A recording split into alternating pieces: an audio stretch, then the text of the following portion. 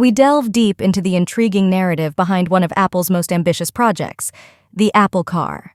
With anticipation soaring and rumors swirling, the tech giant's foray into the automotive industry promised innovation and disruption. However, as excitement turned to disappointment and speculation gave way to silence, questions arose about what led to the demise of this highly anticipated venture. Join us as we unravel the enigma surrounding the failure of the Apple Car, exploring the key factors that contributed to its downfall and uncovering valuable lessons for the future of automotive technology.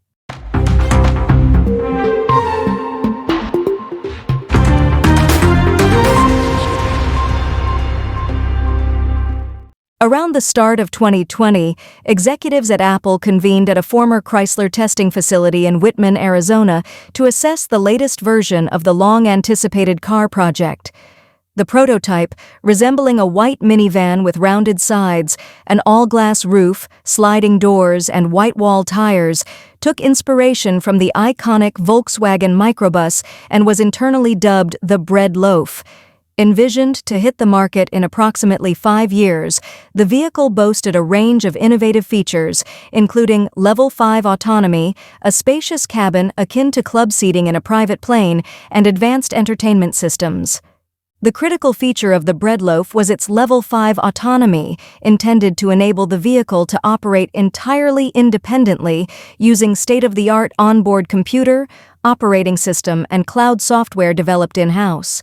The vision excluded traditional controls like a steering wheel and pedals, instead relying on a video game-style controller or iPhone app for low-speed driving backup. Additionally, passengers could request remote driving assistance from an Apple command center if the vehicle encountered navigational challenges. During a test drive in the Arizona desert, CEO Tim Cook, COO Jeff Williams, and senior Apple design team members were impressed by the prototype's performance. However, the project faced a significant hurdle, achieving Level 5 autonomy in real-world scenarios. Project head Doug Field, recruited from Tesla, suggested scaling back the autonomous driving ambitions to Level 3, which requires a human driver ready to take over at any moment. However, Apple's leadership insisted on maintaining Level 5 goals. Field departed Apple the following year, leaving Kevin Lynch, also responsible for Apple's smartwatch software, to oversee the project. Under Lynch's leadership, the car's design evolved into a pod-shaped vehicle with curved glass sides serving as gull-wing doors. Various design iterations, including the I-beam, were considered but never reached production. On February 27, Apple announced the termination of the car project, a decision that, while abrupt, was not unexpected given the project's decade-long history of challenges.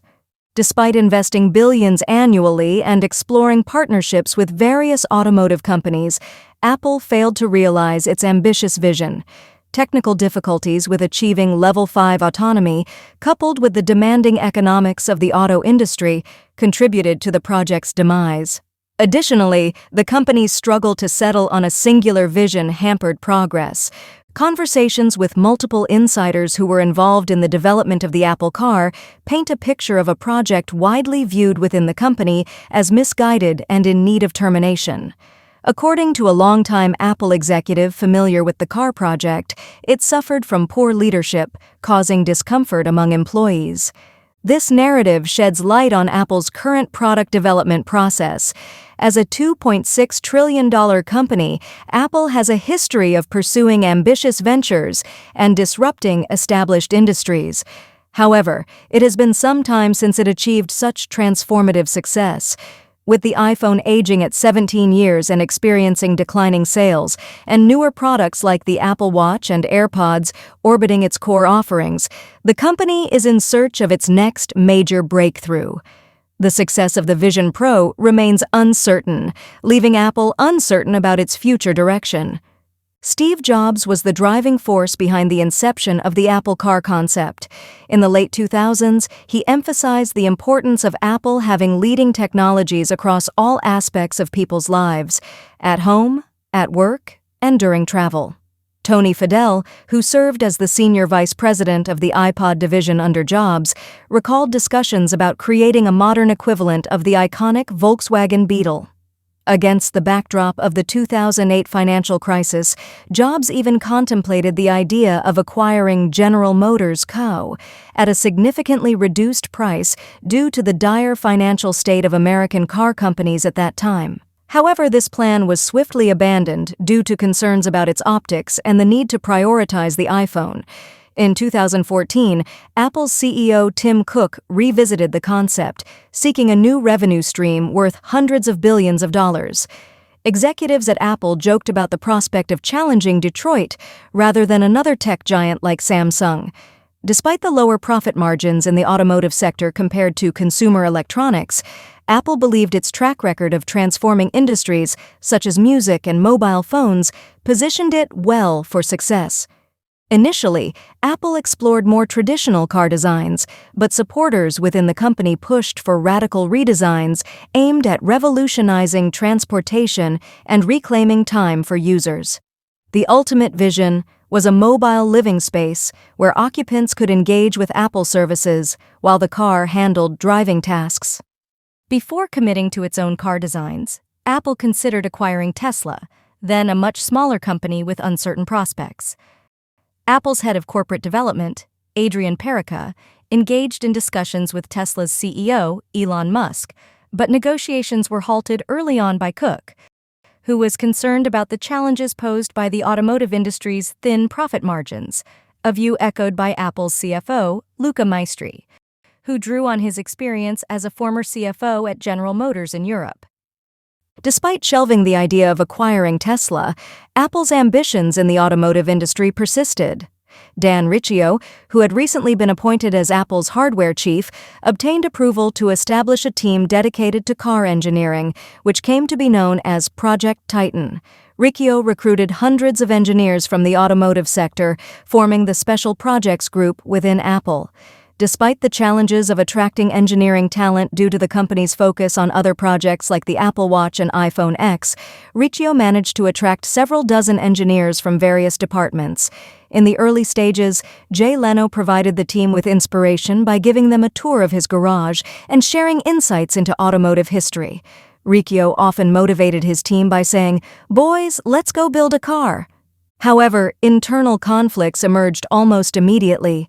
The CFO, Maestri, and Apple's software engineering chief, Craig Federighi, were skeptical of the project, with Federighi reluctantly allocating personnel to what he viewed as a frivolous endeavor. Johnny Ive, Apple's design chief at the time, had mixed feelings, advocating for full driving autonomy while also questioning the feasibility of the project. Some members of Apple's leadership, particularly marketing executives, resisted the idea of developing a product that deviated too much from traditional car designs. Eddie Q, head of services, proposed focusing on improving Tesla's existing models rather than venturing into an entirely new product category. Within Project Titan itself, similar conflicts arose. Steve Zadesky, a former Ford engineer and iPhone executive overseeing much of the car project, envisioned starting with limited self-driving capabilities that could be enhanced over time. However, others insisted on pursuing Level 5 autonomy. Perica, the head of mergers and acquisitions who advocated for acquiring Tesla, urged the team to pioneer new technology rather than following outdated approaches.